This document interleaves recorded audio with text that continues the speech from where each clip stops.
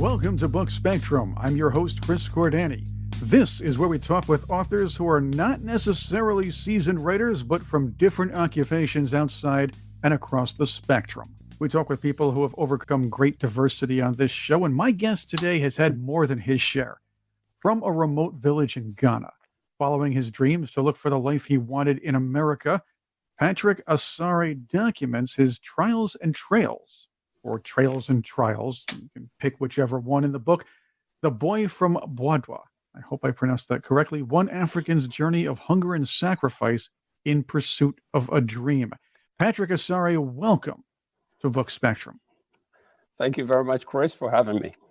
Well, I'm glad you're here. Your story is amazing. It's almost the stuff made of a fiction book in a lot of ways, because people aren't going to believe the things you've been through. So that's why I'm glad you're here. Tell us about growing up in Boadua.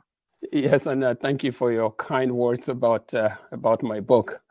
So I grew up in a small, dusty village in Ghana, West Africa.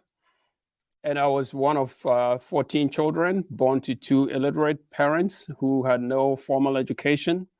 And so my father worked as a subsistence farmer, and my mother just was a homemaker who stayed at home and took care of the children. And so my parents, without any education in that village environment, were really poor, and feeding 14 children and trying to put them through school was a challenge. To say that was a challenge would be an understatement. So went hungry most of the time because there was never enough food at home to feed all those mouths. And so the village had a small elementary school and a middle school, and this was a place with very low expectations. About 99% of the parents in the village were illiterates, just like my parents were, and so education was never a priority for anyone. Children mostly did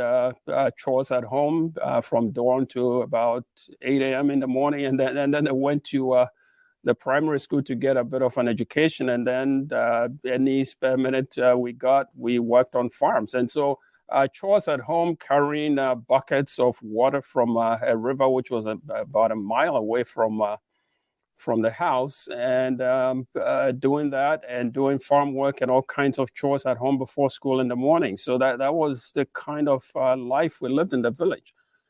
The elementary school, I started school under a tree, really, because there were not enough classrooms in the primary school. So my first in kindergarten, I sat under a tree and listened to a teacher who had an easel out in the open, and that was the life, basic description of life in the village.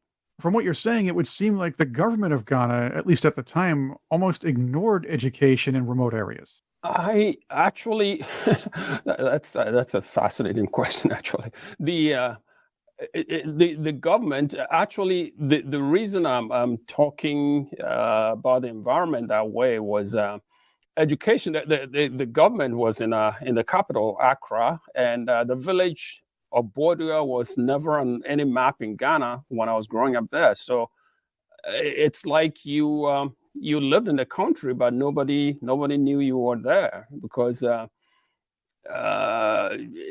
tiny village with everyone being a farmer basically, and so the government didn't really know we existed. And in theory, education was mandated, but because the government didn't know where we lived and who was there, there was basically no supervision from anyone. So it was almost like an optional thing for most parents. I mean, they could send their kids to school or put them on to work on their farms, and that's what most people did. And you had to survive anyway. All countries have disadvantaged communities, a problem that we in the West are still trying to resolve in many different ways. We look at them, or at least our media looks at disadvantaged urban areas and doesn't pay much attention to disadvantaged rural areas. Yes. We have those. But in Ghana, yours are very disadvantaged, or your village was extremely disadvantaged at the time. Talk about the gap between the advantaged and disadvantaged communities and the challenges they faced in Ghana and still face? Yes. So the as I described, the villages really most of them were not on the national map, and unlike America, where I would say most children born in this country have at least a birth certificate, and you are assigned a social security number and all kinds of identification. So, in most parts of America, you live here, and even in the rural areas, I mean, you are still you are still counted. But that wasn't the case in Ghana when I was growing up there. I mean, there were most thousands of people growing up in the kind of village I grew up in who no one knew existed in the country. And so you were out there on your own, talking about disadvantage. I mean, people like my parents were really fending for themselves. I mean, there was a government, but the government had very little involvement in anyone's life in that kind of environment. And so it was almost like you lived in a deep jungle somewhere, primitive sort of population that survived on scraps in the jungle, and that was the life that we lived. And so, that was the life. With me is Patrick Asare. He's the author of The Boy from Boadua, One African's Journey of Hunger and Sacrifice in Pursuit of a Dream. Patrick, in your situation, it had to be tough, but the options were venture out of the village and do something different with your life, or stay, live with family, create your own, and farm. Yes. When was it you decided you desired to leave the village and get an education? Yes.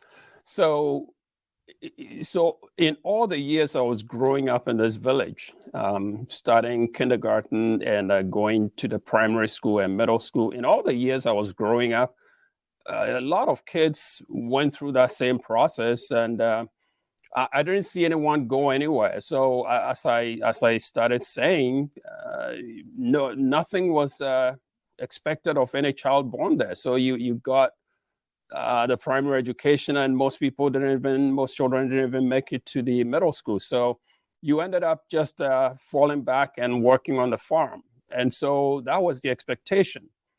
What changed for me was when I was about 8 or 9 years old, I realized that even in that environment, I realized that I love to read. I mean, things written on paper. So, and this was a village with no library, no books in the schools. And so that love of reading at an early age, I didn't really have anything to satisfy that appetite. And I cannot really explain what gave me that reading appetite. So what happened was I was walking around the village one morning, and vendors who sold food had food stands in the village. I mean, they used to wrap the food they sold in old newspaper papers, and so people will finish eating their food and they will just discard the scraps of paper. So I was walking around the village and I came upon one of these scraps of paper one morning, and I picked it up and I started reading it, and I read something on that paper that just blew my mind, and that is what eventually took me out of the village. That the discovery I made on this piece of paper is what took me out of the village on this journey that eventually took me to the Soviet Union and ultimately to America. So that was the out of the 60 kids. I mean, I was one of 60 children that started primary school in the village. And at the end of the middle school, I was the only one that was able to leave the village, which was the first one in a very, very long time. Leaving the village to go to school is a lot different from most countries, Yes. where you take a drive, or your parents or somebody brings you over to another college, you apply over the mail, that sort of thing. Yes. It was a bit harder for you. I want to put all this in perspective. Let's go to your college years in the U.S. Yes. Or at least how you got to college and how you had to pay for it. In the U.S., we have students who go to college for 4 to 7 years, party, take useless curricula, whatever PC studies. They do. Not all people do this. Not all students do this, but many do. And those are the ones who are demanding that student loans be paid off for them by the taxpayers. Yes. Let's put, as I said, this in perspective, Patrick. You went through a lot, including the dangerous work, like taking your vacations and working in a jungle farm and with dangerous insects and snakes, having to do loads of chores, heavy duty chores and things like that. Yes. Lack of sleep, not eating enough. Yes. You had to go through all that to pay for your education. Yes. Yes. So the talking about paying for education. So I had this dream of attending the most exclusive secondary school in Ghana, which here can be is the equivalent of high school in America.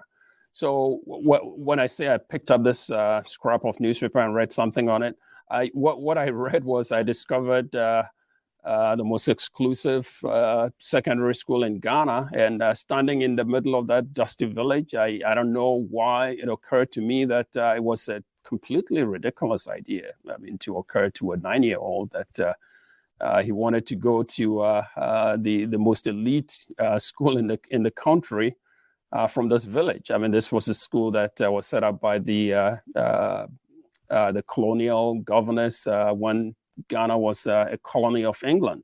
And so this school educated the children of diplomats and ministers, university professors, and things like that. So you're talking about a 9-year-old son of two illiterate parents who you're standing in the middle of this village, and this idea occurs to me. So I start on this journey to gain admission to the school, and surprisingly, I was able to get into that school, but realized at that point that I as a child, I knew that I was hungry all the time, but poverty, the word poverty was not in my vocabulary. So it was at that point that I realized that my parents couldn't remotely, it wasn't even remotely possible for them to pay the tuition in this place. So what saved me was, so I had to give up that opportunity. And then the next year, I retook the entrance exam, and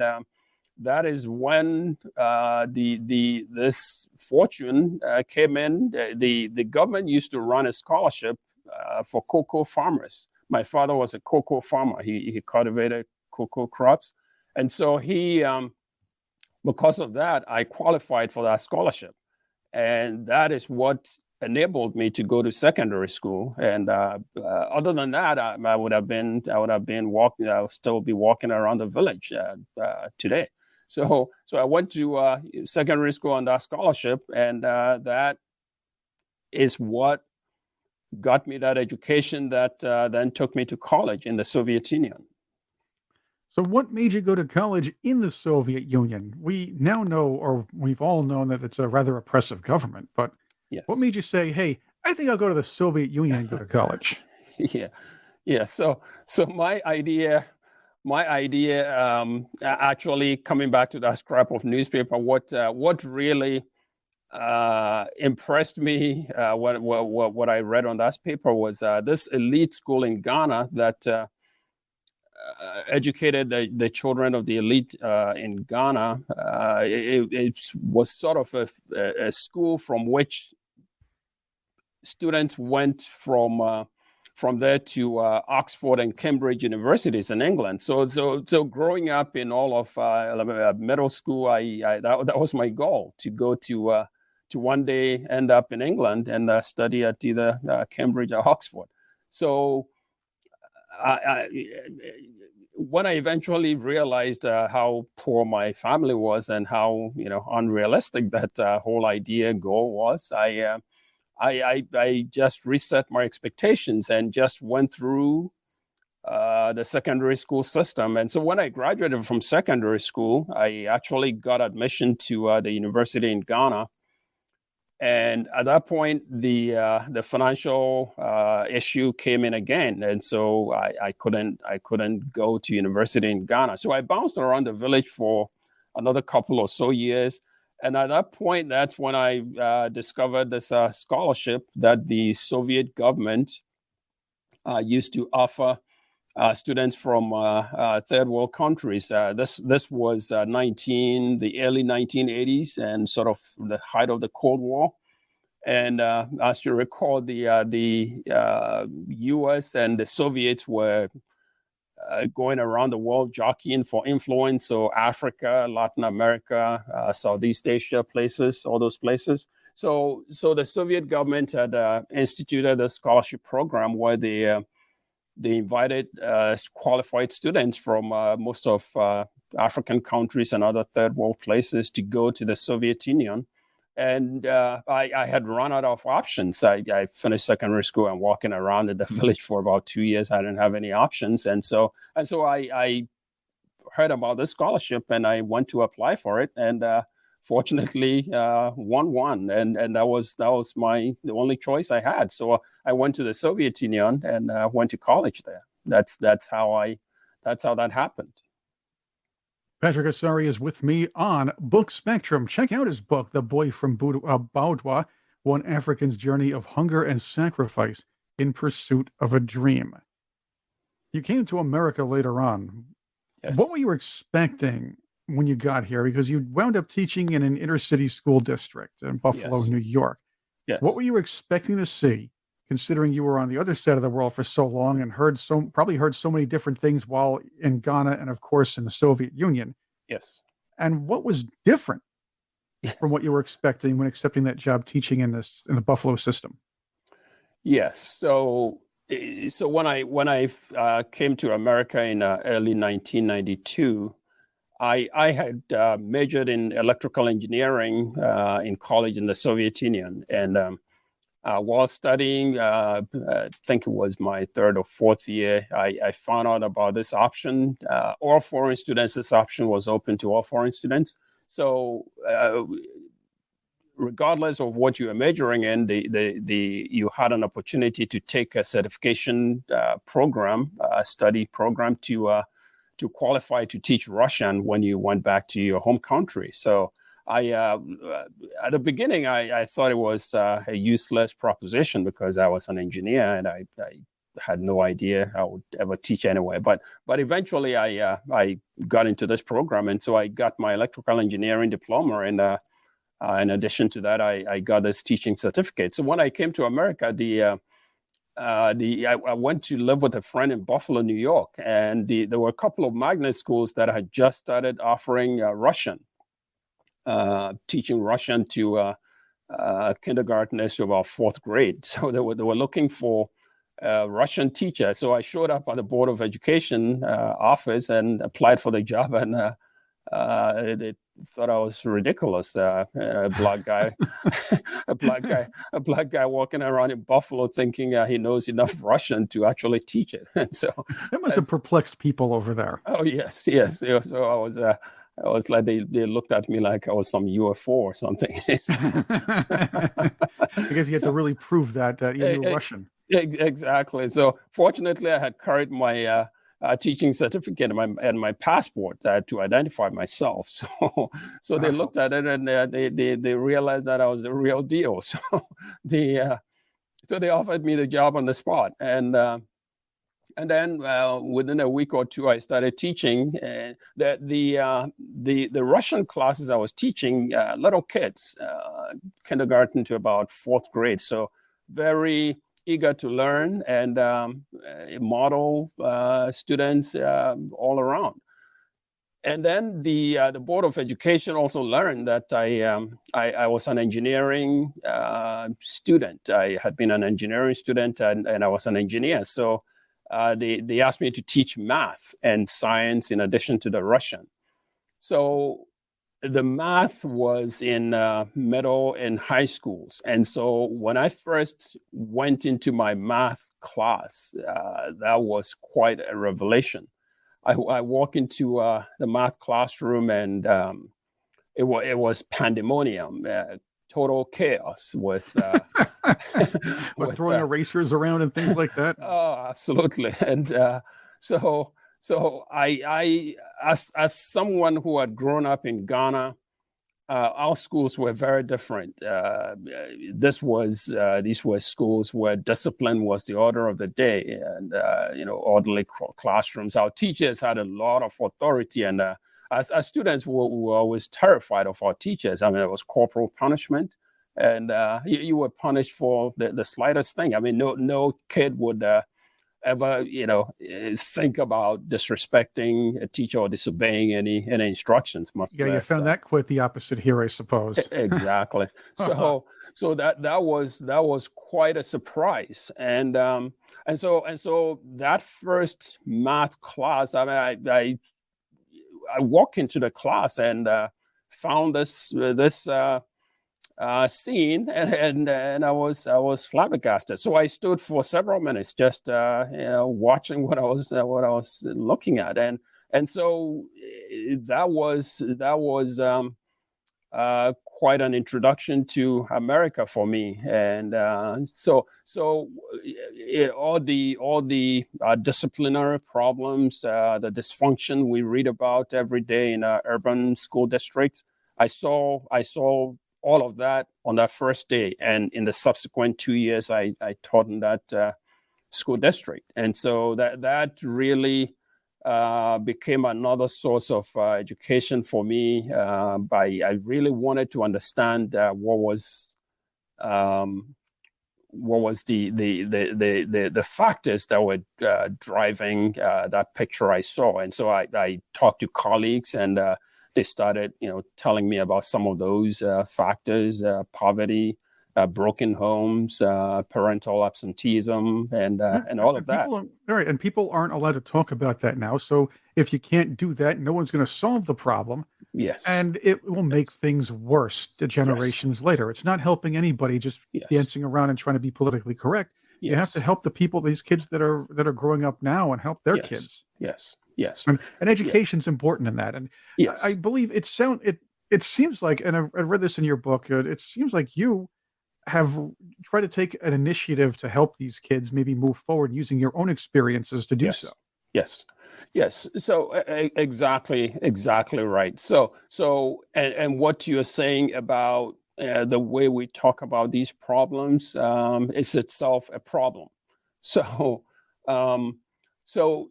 I realized quickly the sort of the sensitive nature of these topics. I had just come into the country, and as an African, I had learned about slavery and that whole history. So we had learned about it in schools, and but I knew that slavery had long ended. So before I came to America in 1992, my idea of America was a place where people lived harmoniously, and there weren't the level of poverty and the dysfunction I came to see. So that was a big surprise. I mean, to me, to come to America and see all of that. And so as I started talking to colleagues in those first few weeks, when I came to this realization that there was a lot more to America than I had envisaged, and listening to how my teacher colleagues were describing the issue, and then watching debates on television and stuff like that, I quickly realized, I mean, how sensitive some of those things were. And so, as an immigrant, I went on this other 20-year journey or so, and started reading about books about the education system and all the problems, especially in the urban areas, the cultural factors, the poverty, the racism, and everything that is associated with the dysfunction, and it became sort of an educational journey for me, because I am a Black male, and that was one of the reasons I was actually asked to teach math and science. As a black male who was highly educated, the school principal and some of the teachers wanted me as a role model in some of these schools I was teaching in. But as I observed the schools and the people in it and everything associated with that, I realized how complicated the issue was, and so it was for me. It was sort of untangling this maze of issues that combine to create that dysfunction. And even as a black male, it became difficult for me to talk about it without sounding either naive or insensitive. So I write in the prologue of the book that that's one of the reasons I waited about 20 years to start writing the book. I really wanted to make sure that I understood the issues. And so, but the longer I waited, I mean, the more I realized that I had to put pen to paper, because I had some perspectives as an outsider who had come in and seen this picture. I mean, I thought I had some perspectives to share, and so that's what I tried to do in the book.